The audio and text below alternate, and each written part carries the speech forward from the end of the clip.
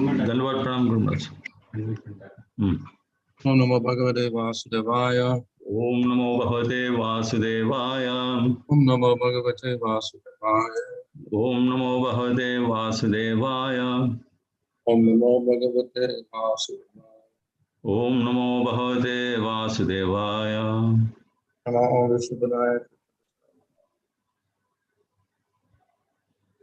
On the stage.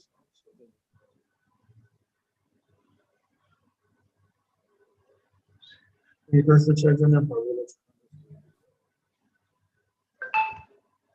Krishna, Hare Krishna. Thanks for answering my Bhagavatam 11. Gam dugdha-dohām asatīṁ bhāryāṁ dehaṁ parādhīnam asat-prajāṁ vittaṁ atīrthī-kṛtam aṅga vācaṁ mayā rakṣati duḥkha-duḥkhī. My dear Uddhava, that man is certainly most miserable who takes care of a cow that gives no milk, an unchaste wife, a body totally dependent on others, useless children, or wealth not utilized for the right purpose. Similarly, one who studies Vedic knowledge, devoid of my glories, is also miserable.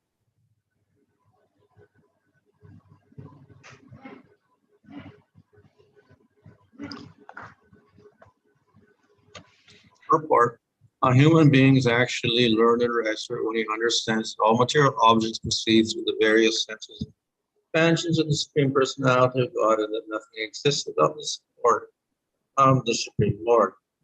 In this verse, through various examples, it is concluded that the power of speech is useless if not engaged in the support of the Supreme Lord. This verse implies that all of the functions useless they are not engaged in the glorification of God. Indeed, the avadhūta previously stated the King Yadu that if the tongue is not controlled, our program of sense control is a failure. All the tongue vibrates to the Lord. The example of the milkless cow with significant intention one never kills a cow, and therefore when a cow becomes sterile and no longer gives milk, one must engage in the laborious task of protecting her, since no one will purchase a useless cow. For some time, the greedy landowner of a sterile cow may continue thinking, I have already invested so much money in taking care of the cow, and certainly in the future she will again become pregnant with milk. When this hope is proven futile, he becomes neglectful and indifferent to the health and safety of the animal. Because of such sinful neglect, he must suffer in the next life, after having already suffered because of the sterile cow in the present life. Similarly, although a man may discover that his wife is neither chaste nor affectionate, he may be so eager to get children that he goes on taking care of such a useless wife, thinking, I will teach my wife the religious duties of a chaste woman. By hearing examples of great women, surely her heart will change, and she'll become a wonderful wife to me. Unfortunately, the unchaste wife, in many cases, does not change, and also gives a man many useless children who are just as foolish and irreligious as he. Such children never give any happiness to the father, and the father tediously labors to take care of them. Also, one who has accumulated wealth by the mercy of God must be vigilant to give in charity to the right person and for the right cause. If such a right person or cause appears, and one hesitates or selfishly does not give in charity, one loses his reputation, and in the next life he will be poverty-stricken.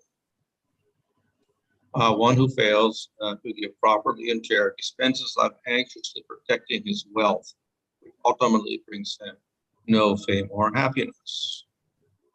The previous examples are given to illustrate the uselessness of laboriously studying Vedic knowledge that does not glorify the Supreme Personality of Godhead.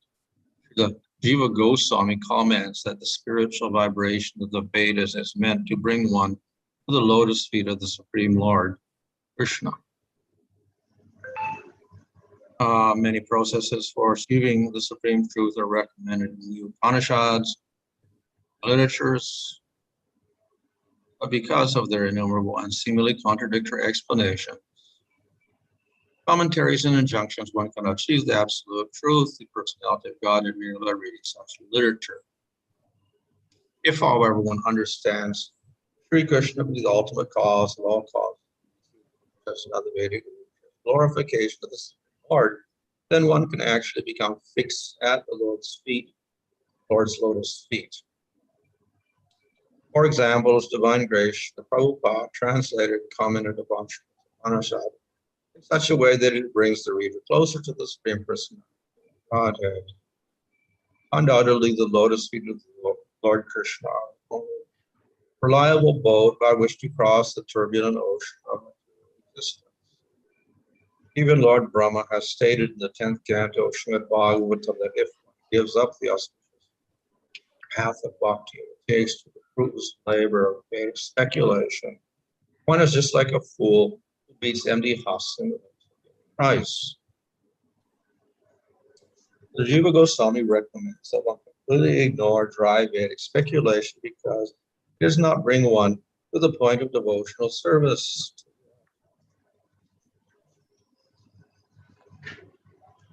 So the subject continues from the previous verse, which had the example of the cow that gives no milk. இது இந்த முன்னால் சொல்லப்பட்ட பதத்தில் மலட்டு மாட்டை பற்றி விளக்கி இருந்தது தொடர்ந்து விளக்கப்படுகிறது. So the ultimate goal of the Vedic literature is to worship the Supreme Lord. வேதங்களின் இறுதியான இலக்கு முழுமுதற் கடவுளை வணங்குவதே ஆகும். And if that is not accomplished by reading the Vedic literature, it's all useless. இந்த ஒரு இலக்கை நாம் அடைய முடியவில்லை என்றால் வேதங்களை படிப்பது பயனற்றது. The example was given of the cow. You take care of the cow, you spend all the money, but no milk is there. So it's also useless. இதற்கு உதாரணமாக ஒரு மலட்டு மாடை கவனிப்பது பற்றி கூறப்பட்டிருந்தது. நாம் நமது நேரத்தையும் செல்வத்தையும் செலவழித்து ஒரு பசுவை போஷி பாதுகாப்போமானால் அது பாலை கொடுக்கும் என்றால் உபயோகமற்ற வேலையாகும் அது.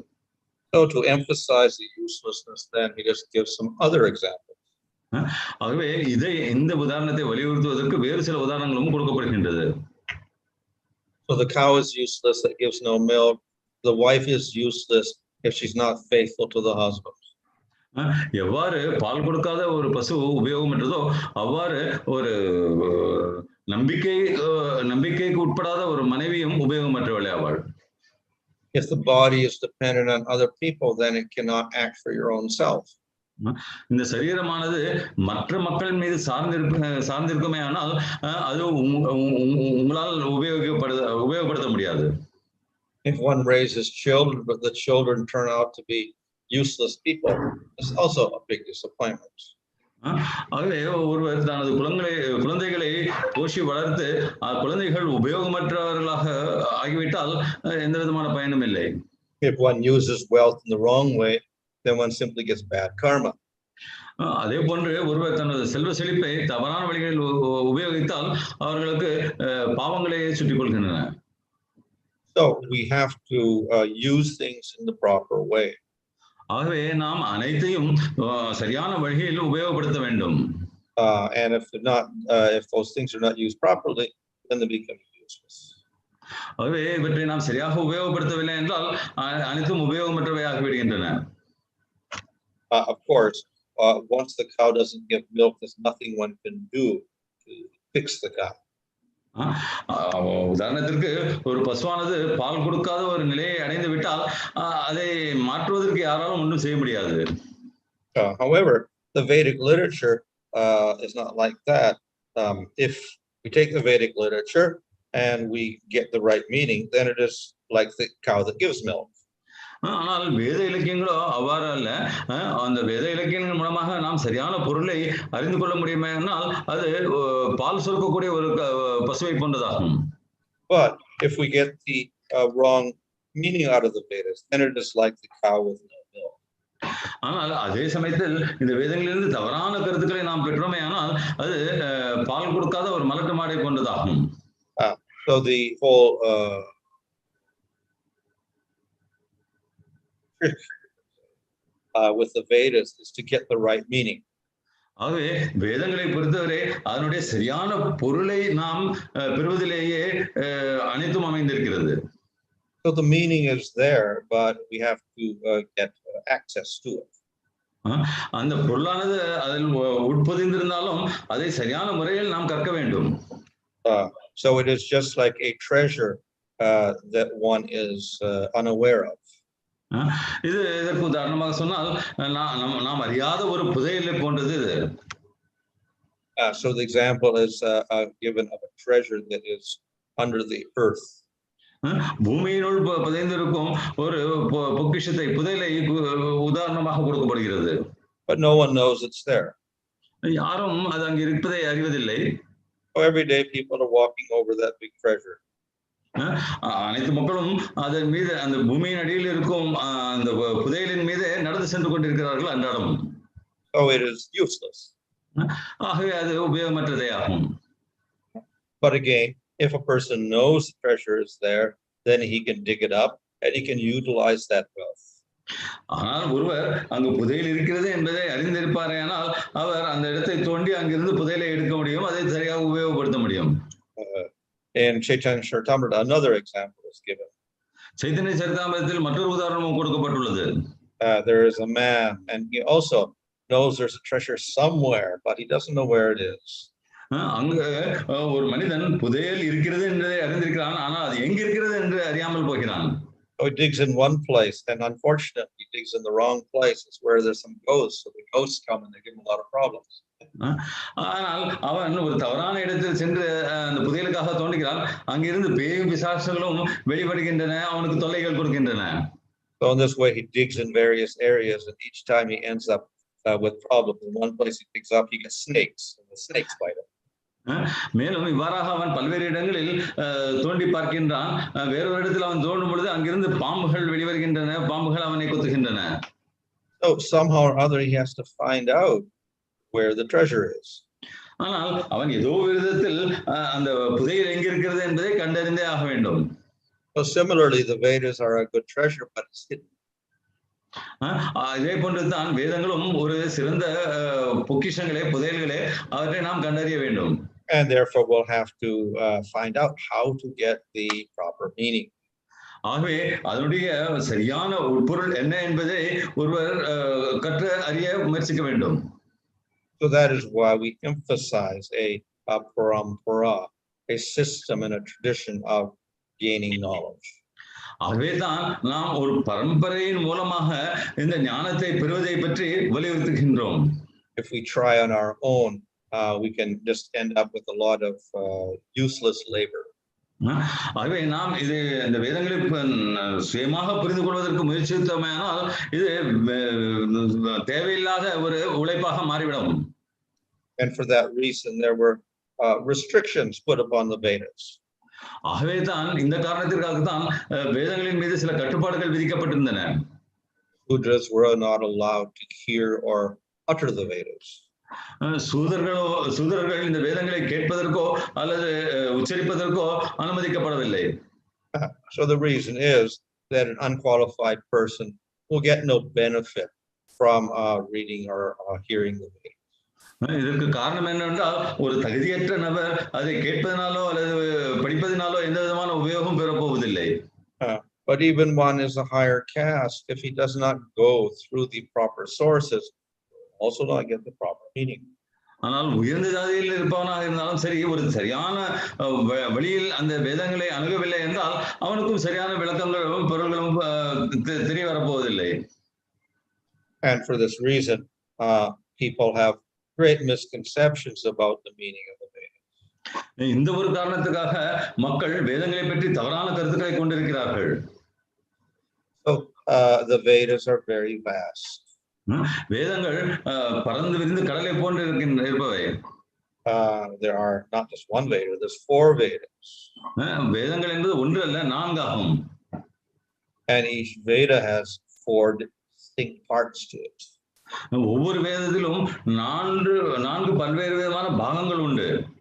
Usually we think of the Vedas as those verses like Purusha Sukta, etc. That's one part of the Vedas, called Samhita.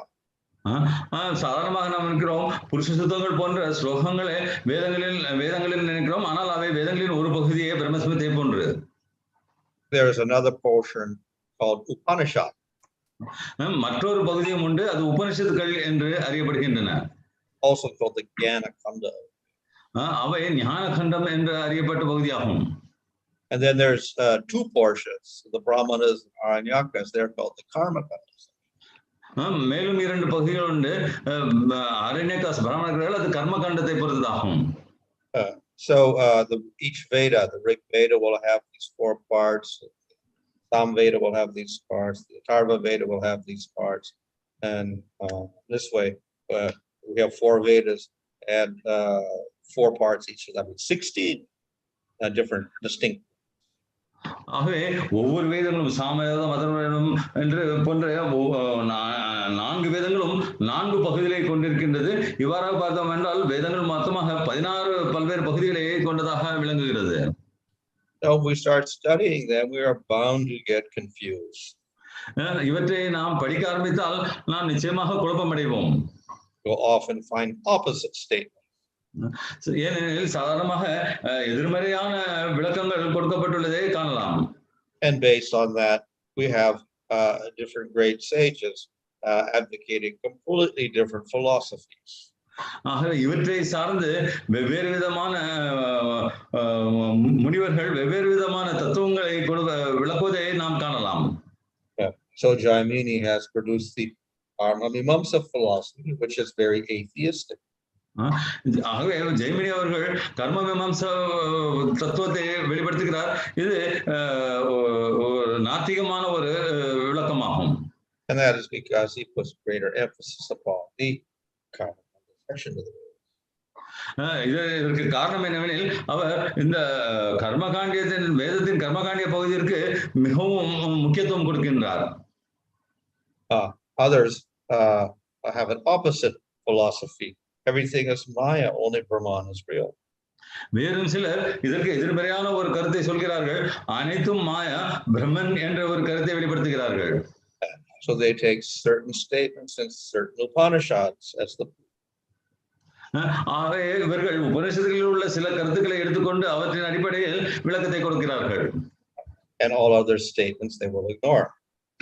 மற்ற விளக்கங்களை அவர்கள் ஒதுக்கி விடுகிறார்கள். So in this way they also come to the wrong conclusion. இவ்வாறாக அவர்கள் கூட தவறான ஒரு முடிவிற்கு வருகிறார்கள்.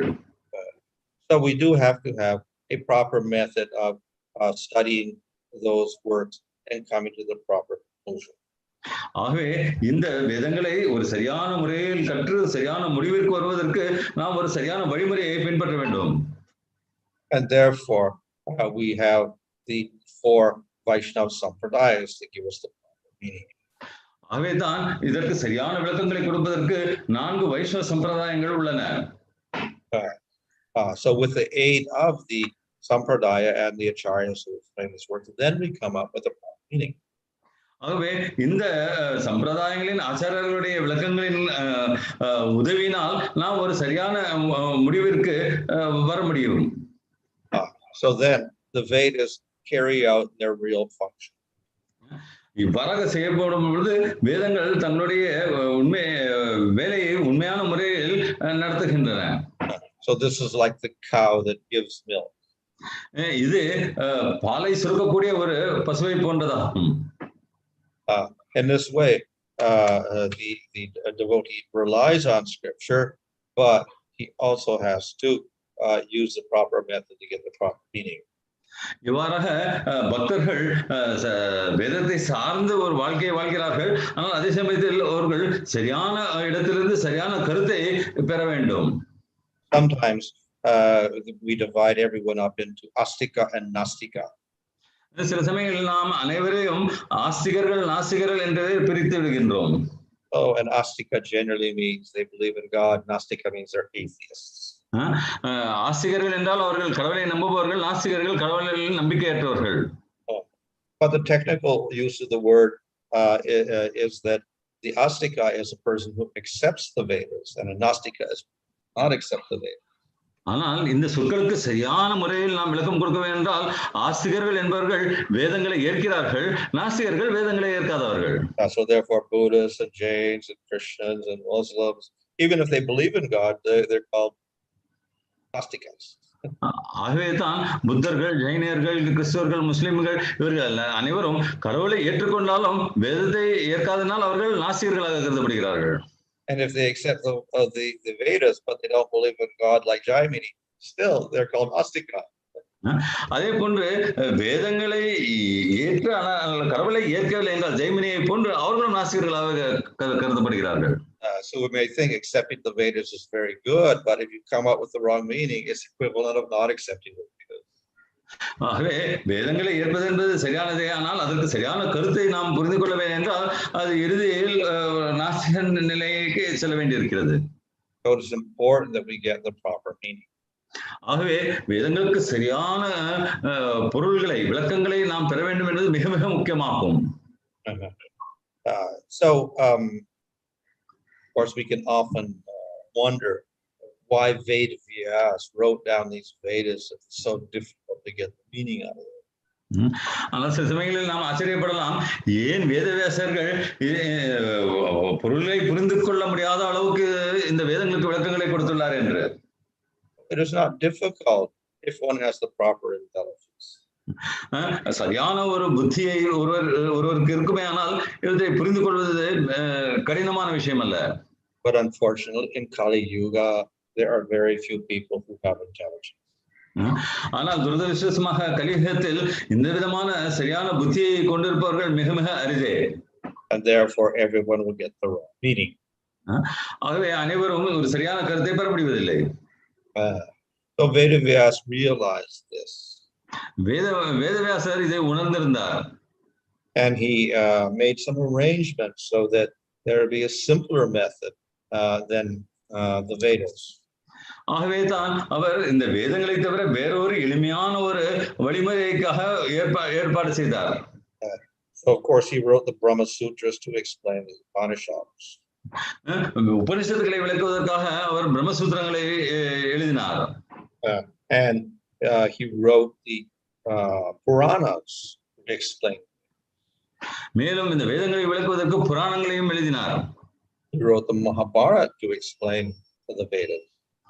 வேதங்களை விளக்குவதற்காக மகாபாரதத்தை எழுதினார். And then he thought, okay, everything is finished. I've done my work. அந்த நிலையில் அவர் அனைத்தையும் நான் முடித்து விட்டேன், என் வேலை முடிந்தது என்று நினைக்கின்றார். But then he was not feeling satisfied. ஆனால் அவருக்கு ஏதோ ஒரு விதத்தில் திருப்தி என்பது கிடைக்கவில்லை. So then Narada Muni came and said, yes, you're not satisfied because even if you've written these works, people are still confused. ஆகவே அந்த சமயத்தில் நாரதமுனி அங்கு வருகின்றார். ஆம், நீ திருப்தி அடையாமல் இருப்பது உண்மையே, ஏனெனில் இவ்வளவு நீ எழுதிய பிறகும் இதை கற்கும் மக்கள் குழப்பத்திலேயே இருப்பார்கள் என்றார். So if they read Mahabharata or they read some of the Puranas, they'll start worshiping devatas instead of the Supreme Lord. ஆகவே மகாபாரதம் அல்லது வேறு சில புராணங்களை கற்றறிந்த பிறகு அவர்கள் முழுமுதற் கடலை வணங்குவதற்கு பதிலாக தேவர்களை வணங்கும் ஆரம்பிக்கிறார்கள். So therefore, all of these scriptures, even they're supposed to be easier than the Vedas, still people will make mistakes. ஆகவே இந்த சாஸ்திரங்கள் அனைத்தும் வேதத்தை விட எளிமையாக இருந்தாலும் இவை படிப்பவர்கள் நிச்சயமாக இறுதியில் தவறே செய்கிறார்கள். So therefore, Narada Muni advised Vedas to write a work where very clearly Krishna is designated as the final object of worship. ஆகவே தான் நாரத முனி அவர்கள் வேதவியாசருக்கு கிருஷ்ணரே இறுதியான இலக்கு, வழிபடக்கூடிய ஒரு ஒப்பற்ற உயர்வான முழுமுதற் கடவுள் என்பதை வலியுறுத்தும் ஒரு சாஸ்திரத்தை எழுதும்படி கட்டளையிட்டார். So he wrote the Bhagavatam. ஆகவே வேதவியாசர் ஸ்ரீமத் பாகவதத்தை எழுதினார்கள். But of course, even the Bhagavatam is subject to interpretation. ஆனால் இந்த ஸ்ரீமத் பாகவதம் கூட கருத்துக்கள், வெவ்வேறு கருத்துக்களை வெளிப்படுத்துவதற்கு ஒரு சாதகமான ஏதுவான ஒரு சாஸ்திரமாக விளங்குகிறது. Even though Bhagavatam is written much more clearly than the other works to bring out the real conclusion, like Krishna's Bhagavat Swayam, still people can make mistakes. ஆகவே இந்த ஸ்ரீமத் பாகவதமானது கிருஷ்ணஸ்து பகவான் ஸ்வயம் என்ற கருத்தை வலியுறுத்தி மற்ற வேலைகளில் இருந்த குழப்பங்களை நீக்கி தெளிவுபடுத்துவதற்காக எழுதப்பட்டாலும் மக்கள் இதை தவறாக புரிந்து கொள்ள வாய்ப்புகள் ஏற்படுகிறது. So even though the Lord makes things very simple, still because of the nature of the human being, we will still get the wrong meaning. பகவான் எவ்வளவுதான் இந்த கருத்துக்களை எல்லாம் எளிமையானதாக ஆக்கினாலும் மக்கள் தங்களுடைய இயல்பினாலேயே தவறான கருத்துக்களை புரிந்து கொள்கிறார்கள். Still, Srimad Bhagavatam is the simplest presentation of the final truth. எப்படி இருப்பினும் இறுதியான மெய்ப்பொருளுடைய விளக்கம் என்பது எளிமையான விளக்கம் என்பது ஸ்ரீமத் பாகவதமே ஆகும். But to get the proper meaning, then again we go through the proper sampradaya. ஆகவே இதனுடைய சரியான கருத்தை பெறுவதற்கு நாம் ஒரு சரியான சம்பிரதாயத்தை பின்பற்றி போக வேண்டும். And in fact, we'll find that most of our acharyas have spent most of their time explaining the Bhagavatam. மேலும் பெரும்பாலான நமது ஆச்சாரியர்கள் தங்களது பெரும்பாலான நேரத்தை இந்த ஸ்ரீமத் பாகவதத்தை விளக்குவதில் செலவழித்தார்கள் என்பதையும் நாம் காணலாம். Sanatana Goswami and Jiva Goswami, Baladev Vidyabhushan, Vishnu Chakravartī, all written commentaries of the Bhagavatam. ஆகவே சனாதன கோஸ்வாமி அவர்கள், ஜீவ கோஸ்வாமி அவர்கள், பலதேவ வித்யாபூஷன் அவர்கள், விஸ்வநாத் சக்கரவர்த்தி டாகுரா அவர்கள் அனைவரும் ஸ்ரீமத் பாகவதத்திற்கான விளக்க உரைகள் கொடுத்திருக்கிறார்கள். So by this method, we're not likely to become confused. Get the right meaning. இந்த வழிமுறையை பின்பற்றும் பொழுது நாம் குழப்பமடையாமல் ஒரு தெளிவான சரியான கருத்தை பெற முடியும். So therefore, we get the milk from the cow. ஆகவே நாம் பசுவிலிருந்து பாலை பெறுகின்றோம். Hare Krishna. Hare Krishna. Dandavad. Hare Krishna Maharaj, Dandavad Pranam. We see that Advaita philosophy, they have taken the content from the Abheda Shruti sections of the Upanishads. Similarly, Dvaita, they take from the Beta Shruti, and Visishta Advaitam, they take from the Kataka Shruti. How about our Achintya Veda Tattva? Which particular sections of Upanishads have been taken, or it is a synergy of this? அத்வைத தத்துவம் என்பது அபேத தத்துவத்தின் அடிப்படையில் இருந்து விளக்கப்படுகிறது. துவைதா என்பது பேத தத்துவத்தில் விளக்கப்படுகிறது. அதே போன்று இந்த அச்சிந்திய பேதாவித தத்துவம் என்னும் நம்மளுடைய கருத்து எந்த அடிப்படையில் எடுக்கப்படுகிறது, இவ்வாறு நாம் இதை புரிந்து கொள்ள வேண்டும். Shankaracharya mainly took his proofs from the principal Upanishads, or what he said are the principal Upanishads. சங்கராச்சாரியர் பெரும்பாலாக தனது நிரூபணங்களை அவர் எது முக்கியமான உபநிஷத்துக்கள் என்று நினைத்தாரோ அவற்றிலிருந்து விளக்கம் எடுத்து கொடுத்தார். So largely from Mundaka, Chandogya, and Brihadaranyaka Upanishads. இவை பெரும்பாலும் முண்டோக்கியா, சாண்டோக்கியா, பிரஹத்காரண்யம் உபநிஷத்திலிருந்து சொல்லப்பட்டவை ஆகும். And maybe a little bit from Maitreya Upanishad. மேலும் சில கருத்துக்கள் தைத்திரேய உபநிஷத்திலிருந்தும் கொடுக்கப்பட்டுள்ளன. The Vaishnavacharyas don't deny that these are major Upanishads, but they take the same Upanishads and they gave a different meaning. ஆனால் அதே சமயத்தில் வைஷ்ணவாச்சாரியர்களோ இவை முக்கியமான உபநிஷத்துகள் என்பதை நிராகரிப்பதில்லை, ஆனால் அவற்றை வேறு விதமான விளக்கங்களுக்கு கொடுக்கிறார்கள். In fact, Shankaracharya takes certain statements from those works only and emphasizes those particular statements like aham brahmasmi or tattvamasi. சங்கராச்சாரியரோ இந்த உபநிஷத்துக்களிலிருந்து சில கருத்துக்களை மட்டும் எடுத்து அவற்றை வலியுறுத்துகிறார்.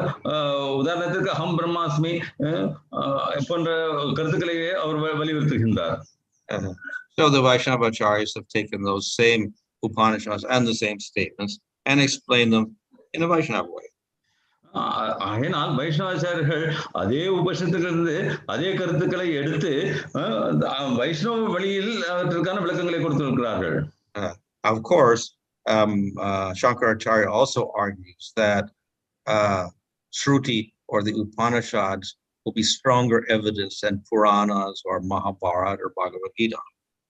அதே சமயத்தில் சங்கராச்சாரிய அவர்கள் ஸ்ருதி அல்லது உபனிஷத்துக்கள் என்பவை மகாபாரதம் போன்ற புராணங்களை விட வலிமையான சான்றுகள் நிரூபணங்கள் என்று வாதிடுகின்றார். The Vaishnavas, in particular the Gaudiyas, will say no.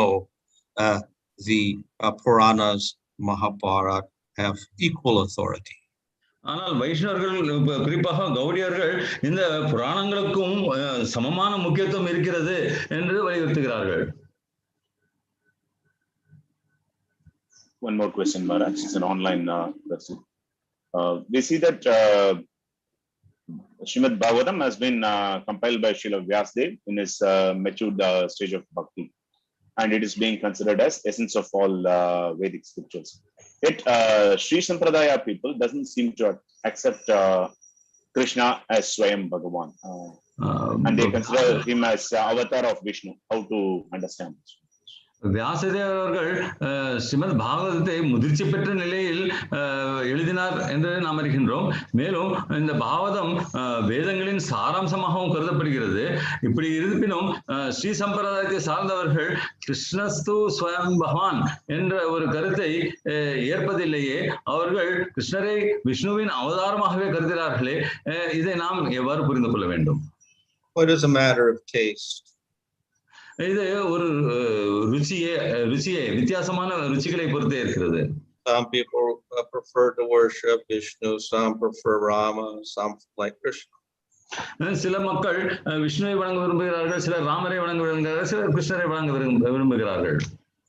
So depending on one's preference there, one will worship that form and emphasize that particular form. ஆகவே தங்களது விருப்பத்திற்கேற்ப ஒருவர் ஏதாவது ஒரு ரூபத்தை தேர்ந்தெடுத்து அதை வணங்குவார்கள். மேலும் அந்த ஒரு ரூபத்தினுடைய முக்கியத்துவத்தை வலியுறுத்துகிறார்கள். As a matter of convenience, it is easier to argue about Narayana or Vishnu when talking about Upanishads and Veda. உபனிஷதங்கள் வேதங்களின் அடிப்படையில் பேசும் பொழுது நாராயணர் அல்லது விஷ்ணுவினுடைய முக்கியத்துவத்தை பற்றி சொல்வது சுலபமானதாகவும் எளிதாகவும் அமைகிறது. So of course Vishnu is very prominent in the Vedas. மேலும் விஷ்ணு அவர்கள் வேதங்களில் நிரம்பி நிற்கின்றார். But if we look at the Sampradayas, yes, Madhva and Sri Sampradaya worship Vishnu as supreme.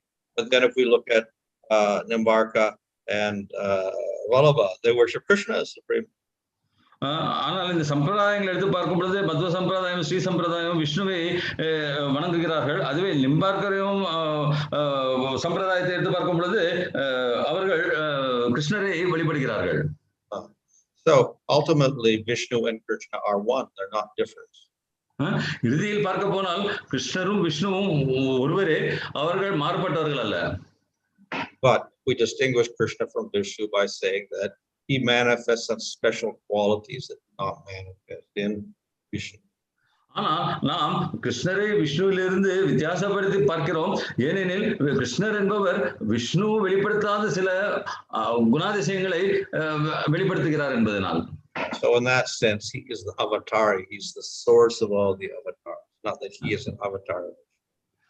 அந்த விதத்தில் பார்க்கும் பொழுது கிருஷ்ணரே அனைத்து அவதாரங்களுக்கும் மூல காரணமாக அமைகிறார். அவர் ஒரு அவதாரம் அல்ல, அவதாரி. They manifest everything that Vishnu manifests, plus he manifests extra. ஆகவே விஷ்ணு அவர்கள் வெளிப்படுத்தக்கூடிய அனைத்து குணங்களையும் அவர் கிருஷ்ணர் வெளிப்படுத்துகின்றார். அதோடு மட்டுமல்லாமல் மேலும் சில சிறந்த குணங்களையும் அவர் வெளிப்படுத்துகின்றார். Another question, Maharaj. What is the actual difference between demigods and devotees? தேவர்கள் மற்றும் பக்தர்களுக்கான உண்மையான வேறுபாடு என்ன? Devatas and who? Devotees. Well, devatas are devotees. தேவதர்களும் பக்தர்களே. But they have been given particular powers to do certain things, like Agni is in charge of fire, Indra is in charge of rain. ஆகவே அவர்கள் ஒவ்வொருவரும் சில விதமான பொறுப்புகள் கொடுத்து சில சக்திகளை கொடுக்கப்பட்டிருக்கிறார்கள். உதாரணத்துக்கு அக்னி நெருப்பிற்கு அதிபதியாக விளங்குகிறார், இந்திரன் மலைக்கு அதிபதியாக விளங்குகின்றார். Maharaj, another online question regarding the Krishnastu Bhagavan Swayam. how Sri Sampradaya is interpreting this statement of Srimad Bhagavatam, Krishna's Bhagavan Swayam statement. கிருஷ்ணஸ்து பகவான் ஸ்வயம் என்று சொல்லப்படும் அந்த சொற்றொடரை ஸ்ரீமத் ஸ்ரீ வைஷ்ணவர்கள் எவ்வாறு விளக்கம் கொடுக்கிறார்கள்? Well, I don't know if they've written a long commentary on that, but I would suspect that they don't distinguish that statement as being very special. இதை பற்றி ஒரு விரிவான விளக்கம் அவர்களில் யாராவது கொடுத்திருக்கிறார்களா என்பதை நான் அறியவில்லை. ஆனால் ஏதோ ஒரு விதத்தில் பார்க்கும் பொழுது அவர்கள் இந்த ஒரு கிருஷ்ணஸ்து பகவான் ஸ்வயம் என்ற அந்த ஒரு சொற்றொடருக்கு அதிக முக்கியத்துவம் கொடுப்பதில்லை என்றே நாம் அறிகிறோம். So we take that statement as special because it says two after listing all the different avatars. Then it says, but Krishna is special. நாம் இந்த சொற்றொடருக்கு மிகவும் முக்கியத்துவம் கொடுக்கிறோம். ஏனெனில் அங்கு கிருஷ்ணஸ்து, அதாவது அனைத்து விதமான அவதாரங்களை விளக்க பிறகு கிருஷ்ணரே பகவான் என்று ஸ்வயம் பகவான் என்பது கூறப்பட்டுள்ளதால் அந்த ஒரு சொற்றொடருக்கு நாம் முக்கியத்துவம் கொடுக்கின்றோம். Like other scriptures, you can also give different meanings to the statements of the Bhagavatam. வெவ்வேறு சாஸ்திரங்கள் பாகவதத்தை போன்று வெவ்வேறு விதமான கருத்துக்களை வெளிப்படுத்துகின்றன. So we give that particular statement a special meaning. ஆகவே நாம் அந்த ஒரு குறிப்பிட்ட சொற்றொடருக்கு அதிகமான வலியுறுத்தல் கொடுத்து அதற்கு ஒரு பிரத்யேகமான விளக்கத்தையும் கொடுக்கின்றோம். Maharaj, can these four bona fide sampradayas have further branches? Do they have? No. Can the four bona fide sampradayas have further branches? Yeah. Well, we found, for instance, in the Sri Sampradaya, we got the two divisions, the Vadagalai and the Tengalai. இந்த நான்கு அங்கீகரிக்கப்பட்ட சம்பிரதாயங்களில் மேலும் விரிவுகள் இருக்க முடியுமா? அதற்கு குருமாராஜர்கள் கூறியபடி நாம் பார்க்கின்றோம் ஸ்ரீ சம்பிரதாயத்தில் வடகலை தென்கலை என்ற பிரிவுகள் இருப்பதை. So there's a slight difference there. சிறிய ஒரு வேறுபாடு அங்கு பார்க்கிறார்கள். But in others, we don't see those branches, such distinct branches. ஆனால் மற்ற சம்பிரதாயங்கள் இது போன்ற ஒரு வெளிப்படையான கிளைகள் உள்ளதை நாம் காண முடிவதில்லை. Another question, Maharaj. We see that Gaudiya Vaishnavas take the worship of Srimati Radharani, whereas the other Vaishnava Sampradayas, they do not.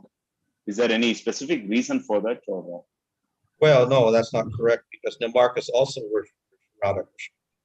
Gaudiya வைஷ்ணவர்கள் மட்டுமே ராதாராணியை வழிபடுகிறார்கள் என்பது தவறான கருத்து. நிம்பாக்கர் சம்பிரதாயத்தை சேர்ந்தவர் கூட ராதாராணியை வழிபடுகிறார்கள். Of course, one reason is that worship of Madhurya Rasa in general, Radha Krishna, is quite elevated. ஆனால் இதற்கு ஒரு காரணம் என்னவெனில் இந்த மாதுரிய ரசம் என்பது மற்ற ரசங்களை விட உன்னதமான உயர்ந்ததாக கருதப்படுவதா. And therefore, it takes a qualified person to understand that and to carry out that worship.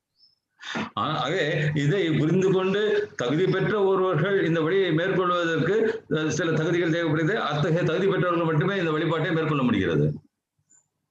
Just two more questions, Maharaj. When we say Krishna and Vishnu are same, but why Vishnu wants to see Krishna by taking away that Brahmana son we see in that pastime? How to understand this, Maharaj? கிருஷ்ணரும் விஷ்ணுவும் ஒன்றே சொல்கின்றோம். இருந்தாலும் விஷ்ணுவானவர் கிருஷ்ணரை பார்ப்பதற்காக பிராமணர்களுடைய பையனை எடுத்து சென்று அதன் மூலமாக கிருஷ்ணரை காண பார்க்கிறாரே. நாம் இதை எவ்வாறு புரிந்து வேண்டும்? So they are the same, but there's also, as I said, some different manifestation. இவர்கள் இருவரும் ஒருவரே, ஆனால் இவர்கள் வெளிப்பாடு வெவ்வேறு விதமாக அமைந்திருக்கிறது. Like Purnima and the Trayodasi or the Dwadasi, the moon is the same moon. At the same time, the light on the Purnima is more than on the Trayodasi.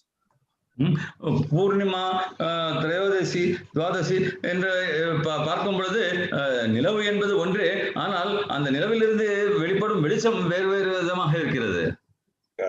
So Krishna manifests more qualities. So he is very attractive. ஆகவே கிருஷ்ணர் அதிகமான குணாதிசயங்களை வெளிப்படுத்துகின்றார். அதன் காரணமாக அவர் மிகவும் வசீகரமானவர் விளங்குகிறார். So even Vishnu wants to see him. ஆகவே தான் விஷ்ணு கூட அவரை பார்க்க ஏங்குகிறார். And even Lakshmi gets attracted to it. மேலும் லட்சுமி தேவி கூட அவரால் வசீகரிக்கப்படுகின்றார். And even Krishna gets attracted to his own form. மேலும் கிருஷ்ணர் கூட தன்னுடைய வேறு விதமான ரூபங்களின் மீது ஈர்ப்பு கொண்டிருக்கிறார். Final question, Maharaj. This is regarding a verse from Padma Purana. Sampradaya vihinaye mantraste nishpala mata. So what is the meaning of that phrase mantra in that verse? சம்பிரதாய விஹாயே மந்திரஸ்தே நிஷ்பலமதா. இந்த சொற்றொடரில் மந்திர என்பதற்கு பொருள் என்ன? As far as I know, there's no commentary on that. Of course, we can take the mantra in general. I mean, any verse from scripture becomes useless unless we get it through sampradaya. இதை பற்றி எந்த விதமான விளக்கத்திற்கும் நான் அறிந்ததில்லை. ஏதாவது ஒரு மந்திரம் என்பது வருமானால் சம்பிரதாயத்தின் வழியாக வரவில்லை என்றால் அது உபயோகமற்றதே ஆகும். Or we can take it as the diksha mantra. So you have to get your diksha mantra from a guru in a sampradaya. அல்லது இதை ஒரு தீட்ச மந்திரத்திற்கு உகந்ததாக எடுத்துக்கொள்ளலாம். ஒரு தீட்ச மந்திரத்தை குருவின் மூலமாக ஒருவர் பெற வேண்டும், சம்பிரதாயத்தில் உள்ள ஒரு குருவின் மூலமாக ஒருவர் பெற வேண்டும். அப்படி இல்லை என்றால் அது உபயோகமற்றதாகும். Just one final question, Maharaj. We see that when the wife is unfaithful, she is useless. Similarly, is there any reference to the husband in our scriptures? சாஸ்திரங்களில் மனைவி பத்தினியாக இல்லை அல்லது உபயோகமற்றவளாக இருக்கிறாள் என்பது பொழுது விளக்கங்கள் உள்ளன. அதே போன்று ஒரு கணவனை பற்றிய விளக்கங்களும் உண்டா? Well, we can say everybody is useless if they don't worship Krishna. அதாவது பொதுப்படியாக கிருஷ்ணரை வழிபடாதவர்கள் அனைவருமே உபயோகமற்றவர்களே. That's it, Maharaj. Thanks a lot, Maharaj. Hare Krishna, Maharaj. Shri Shrimad Bhagavatam की जय. Bhanu Swami Maharaj की जय. Shri Bhaktivedanta Swami Śrīla Prabhupada की जय. Gopur Premanande. Hare Hare. Hare Hare.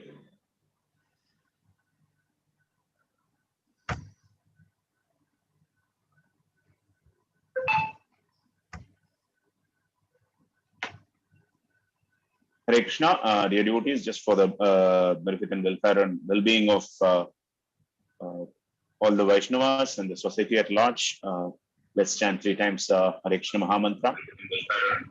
Hare Krishna, Krishna Krishna, Hare Hare, Hare Rama, Rama Rama, Hare Hare, Hare Krishna, Krishna Krishna, Hare Hare, Hare Rama, Rama Rama, Hare Hare, Hare Krishna, Krishna Krishna, Hare Hare, Hare Rama, Rama Hare Hare.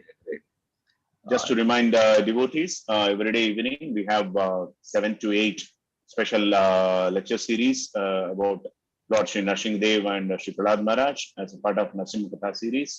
So members are requested to take advantage of this. And followed by that, we have a special prayer session for the devotees and also the society which is affected, suffering because of this COVID. So we are requesting everyone to join and take the blessings of the Supreme. Hare Krishna. Hare Krishna.